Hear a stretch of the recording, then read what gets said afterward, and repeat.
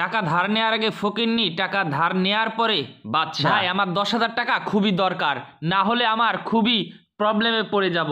Please ভাই 10,000 টাকা দে না ভাই, প্লিজ প্লিজ ভাই, প্লিজ 10,000 টাকা দে না ভাই। তখন বললো আচ্ছা তুই দাঁড়া, আমি তোর জন্য পানি নিয়ে আসতেছি। এই কথা বলে ভিতরে গেল। তারপর বললো নে আগে একটু পানি খেয়ে নে, তোর গলা শুকিয়ে গেছে। তারপর পকেট থেকে মাসের সব স্যালারি দিয়ে দিল তাকে ধার। তখন বন্ধু অনেক উপকার করলি, তোর কথা সারা জীবন মনে থাকবে। তখন বন্ধু চলে গেল।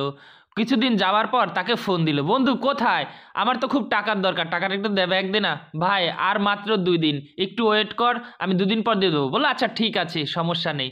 তারপর দেখেন রেস্টুরেন্টে গেছে, ফোন দিতেছে, ফোনের পর ফোন, ফোনটা ফ্লাইট মোড করে দিল কিন্তু রিসিভ করলো না। তখন সে পাগলের মতো হয়ে গেল, আর এদিকে গার্লফ্রেন্ডের সাথে সে আড্ডা দিচ্ছে। তারপর আড্ডা দিয়ে দেখেন বাইকে যাচ্ছে সে রাজার মতন হালে। এখন যে টাকা ধার দিছে সে এখন ফকিন্নির মতো ফিসে ফিসে ছুটছে। এটাই হচ্ছে বাস্তব চরিত্র। টাকা ধার নেওয়ার আগে থাকে ফকিন্নির মতো, ধার নেওয়ার পরে হয়ে যায় রাজা বাদশার মতো। টাকা ধার নিয়েছে কার কাছ থেকে সেই জিনিসটাই ভুলে যায়। ভালো লাগলে ভিডিওটা শেয়ার করে দিবেন, আর টাকা ধার দেওয়ার আগে অবশ্যই চিন্তা ভাবনা করবেন।